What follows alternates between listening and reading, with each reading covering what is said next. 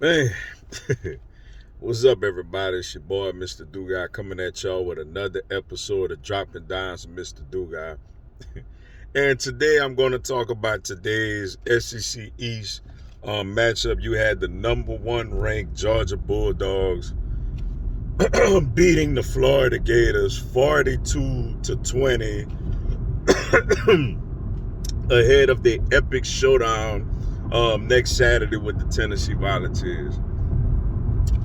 Before I get into this video, for everyone, if you want to give me a follow on my social media platforms, I'm going to have all that information down in the description box.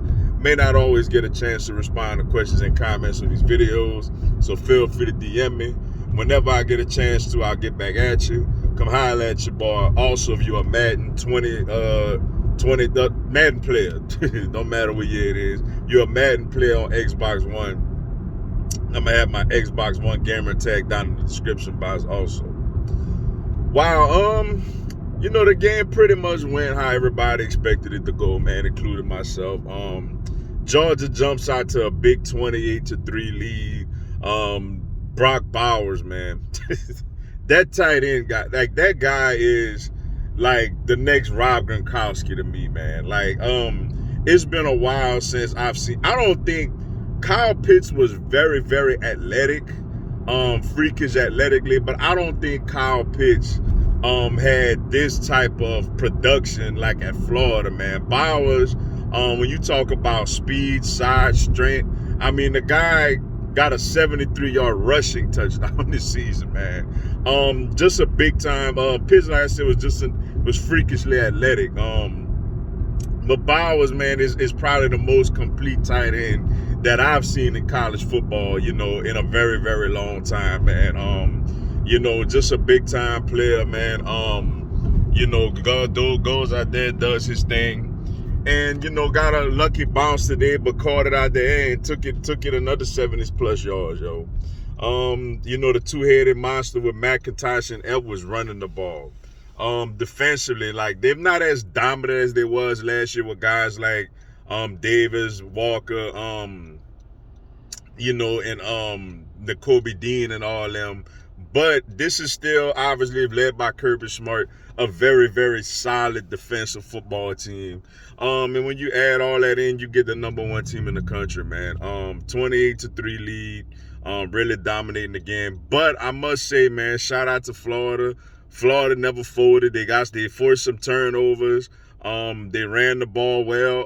With ETN got in the end zone. And Richardson on a blown coverage gets a long touchdown pass to a wide receiver. And you look again, it's an 8-point ball game. And it's like, oh boy, here we go. But Georgia did what a lot of good teams do, in situations like that. They got it together, man. They calmed themselves down. And they lined up and they ran the football. Like, they lined up, ran the football, and put the thing away, man. 42-20. Nice win for the Georgia Bulldogs. Like I said, just a really good football team. Veteran national championship quarterback, not the 4-5-star first round pick type of quarterbacks you used to, but he's kind of reminds you of like the Alabama quarterbacks back in the day, like the AJ McCarrons, the Greg McElroys and stuff like that. He gonna go out there and do what he got to do and get the job done. But he's obviously improved a lot from last season to this season. As you know, the coaching staff obviously trusts him a lot to put the ball in the air now. But they still got a really solid run game and a big offensive line. Defensively, they get after people. Look, that matchup between Georgia and Tennessee next week, man. First off, LSU Bama is going to be really fun as well, of course. But that Georgia and Tennessee matchup, I think Tennessee already up 7-0 on Kentucky, and that game literally just started. That's going to just be an epic showdown over there. Between the hedges, man. I'm looking forward to it. As a college football fan, you gotta love matchups like that, man. So that's gonna be a whole lot of fun. But Georgia, if they could run the football the way they did today and play, sound defensively like they did, obviously they got a real good shot being at home. They already a 13.5 point favorite, which honestly surprised me that the spread was that big. But You know, a lot of people love the Georgia championship pedigree. And for Florida, it's a real rough start for Billy Napier, man. They 1-4 in the SEC. You know, Richardson obviously is a very, very talented quarterback. They got 2 Louisiana boys that's nice at the running back position in Johnson and Etienne, but obviously they're going to need a lot more talent over there for Billy Napier, for him to start competing with Georgia, you know, just dominating the college football world the way they are. And with Tennessee, you know, with Josh Heupel doing big things over there. Now, is that sustainable? Or is that a special one-year thing? That's yet to be seen after the season. But, you know, he got a ways to go over there at Florida, man. But Billy a good dude, man. I think he going to eventually turn around. But Georgia gets the 42-20 win ahead of a big epic showdown with Tennessee next Saturday. But with that being said, that's all I got for y'all today. Appreciate y'all checking out the video.